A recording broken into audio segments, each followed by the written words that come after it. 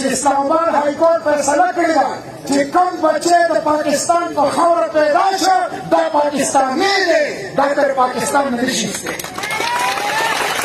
ما په هغه پټیشن کې دا خبره کړې ده په هغه پټیشن کې چې کله افغانان تر دې ځای نه باسي دا فیصله به ته یوازې نه کوې دا فیصله به ته افغان حکومت سره او UNHCR United Nation High Commission for Refugees داسې فریقي معاهده High Important Agreement دا د دریو فریقو معاهده شوې ده چې کوم افغانیان ځي دا درې واړه پرې متفق کېږي سلا به کوي مشوره به کوي منصوبه به جوړوي او د هغې اتفاق او مشورې او منصوبې نه بشپړ په دې عمل کوي. لہذا سه فریق کې اجلاس نه دی شوی لہذا دا کار ته نشي کولی.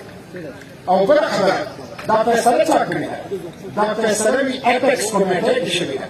نو ما ورته ویل ته ما ته ووایه د پاکستان په قانون او په دستور کې اپیکس کمیټي کوم ځای ده؟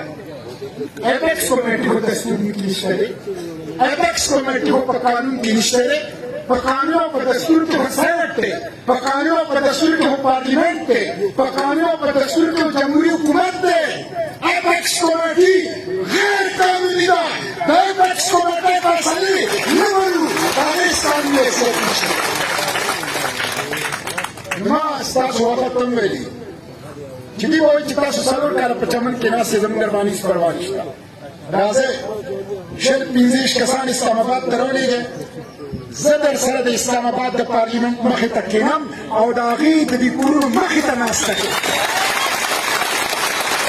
زه لپاره کړي تاسو له څلور پنځو کسانو وخت چې راغلی اسلام آباد پارلیمنت ته ما سره ملاقات کړی او هغوی ته ما دا خبره کړې ده چې تر څو پورې په ډي چوک کې د اسلام آباد په ریډ زون کې د اسلام آباد د پارلیمنت مخې ته د وزیر اعظم د کور مخې ته موږ ناست شوي یو موږ به انشاءالله سنټران راپاسو د هر پارټۍ سنټران به راپاسو.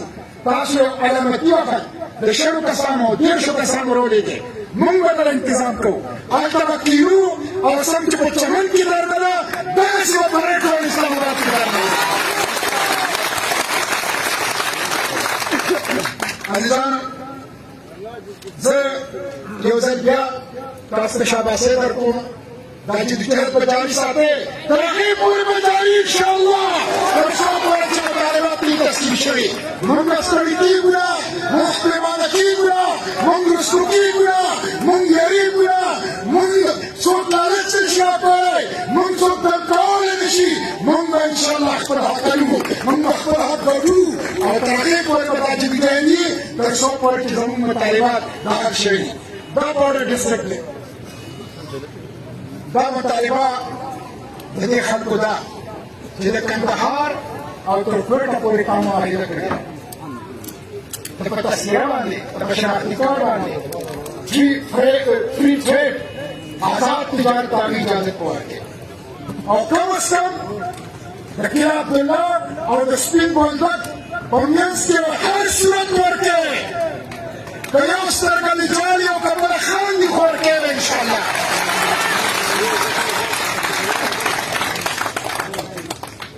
څه ورکولی نه شي نو کم از کم دواړه مارکېټ جوړ کړه هغه طرف ته مارکېټ دې طرف ته مارکېټ هغه مارکېټونو ته ازاده نقل و حمل هغه مارکېټونو ته ازاده تجارت سامان وړل راوړل دا اجازت ورکړه. د دې په نتیجه کې به زما ځوان په روزګار شي د دې په نتیجه کې به زما د ځوان د هغه د لاسه یا نشه او تماشه نه وي د هغه په لاس کې بیا ټوپک نه وي هغه به د قوم په کار راځي د قبیلې په کار به راځي د ملک په کار به راځي. نو ته دا نه غواړې چې د پښتون ځوان دا د قوم او قبیلې او د صوبې او د ملک په کار باندې راشي. نو بورډر ټریډ د دې بورډر مارکېټ د هغې تعمیر وکړې او دا زر پخوانه وی او دویم دا د اف سی چې کومه غیر انساني رویه ده په بارډر باندې زنانو سره تورسرو سره سپین ږیرو سره دا غیر انساني رویه ده.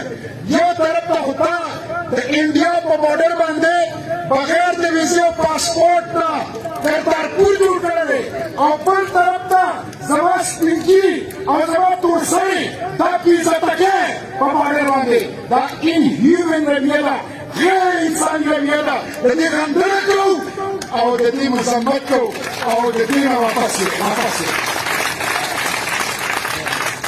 دویم زه کاکړ صاحب ته وایم او مفتي صاحب ته وایم او ګورنر او وزیر اعلی ته نگران وایم چې دې پرلت ته راشه، دې پرلت ته راشه، د دې خلکو نه معافي وغواړئ. معافي د دې خلکو نه معافي وغواړئ.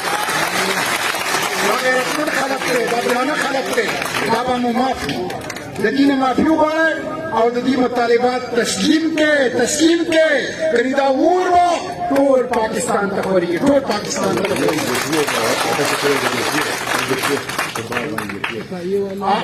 بله مطالبه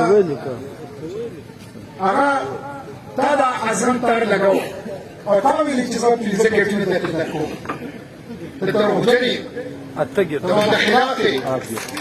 هغه 15 ګېټونه دا زما حق دی، ځکه چې زه شریک ملت یم، زه شریک قوم یم، زه شریک رسم و رواج لرم، زه شریک تعلقات او روزګار او کاروبار لرم. هغه وعده چې تا کومه کړې ده دې قوم سره د 15 ګېټونو هغه به په هر صورت قایمه وي، هغه به په هر صورت پوره وي. دا د دې قوم مطالبه ده او جایز او په حق مطالبه ده. او اخري خبره دا کومه چې زه دا کومې دمکۍ چې ورکوي دا فاشیزم دی، دا سټیټ ټیروریزم دی. پرون خلک راغلي دي چې وایي سره دی یو شیشه نه ده ماته شوې، یو ګیلاس نه ده مات شوی، یو پیاله نه ده مات شوې، یو ګنده نه ده ماته شوې. دا څومره ډیموکراټیک خلک دی، څومره جمهوري خلک دی، څومره پرامن خلک دی. ته خو دې ته شاباسي ورکړه، دې ته پګړۍ ور په سر کړه چې وایي سره دی. ته په ځای د دې چې دې ته شاباسي ورکړې ته په اف سي ډي یې دا اف سي چې کومه وردي اغوستې ده دا زما د بچو په ټاکس باندې ده، په ټاکس باندې ده. دا په تن باندې کې چې ګرځي، دا په تن باندې کې چې ګرځي او پټرول سوځي دا زما په ټاکس دي. دا کوم ټوپک چې ما ته سینه سیده کوي دا زما په ټاکس باندې، زما په ټاکس داستان نه دی. زه دا وارنینګ ورکوم ایس او بي سي ته، ډي پي او ته، آی ټي پي ته، کمشنر ته، وزیر اعلی ګورنر ته، وزیر داخله، نگران وزیر اعظم ته او د اف سي کرنل او بریګیډیر ته که دلته د چا نوکم ازار شي، نوکم ازار شي، ذمهداري به ستایي.